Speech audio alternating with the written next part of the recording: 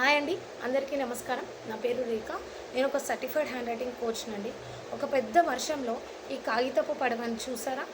ఇది చిన్నది, బలహీనంగా కనిపిస్తుంది, కానీ మునిగిపోదు. ఎందుకంటే ఇది లొంగిపోదు. ఈ పడవని నేను ఒక కూతురిగా, ఒక అమ్మగా, ఒక భార్యగా, ఒక కలలుగానే అమ్మాయిగా ఇంటి వాళ్ళ కోసం పరుగులు పెడుతూ పెడుతూ నన్ను నేను మర్చిపోయాను. ఎప్పుడైనా అద్దంలో చూసుకొని మీరు ఇలా అనుకున్నారా?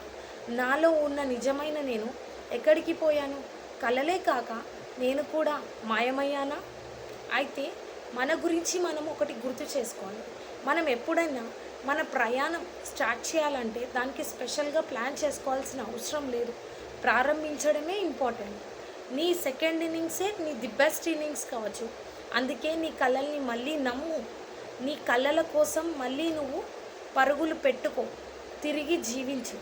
నిన్ను నువ్వు నిలబెట్టుకో.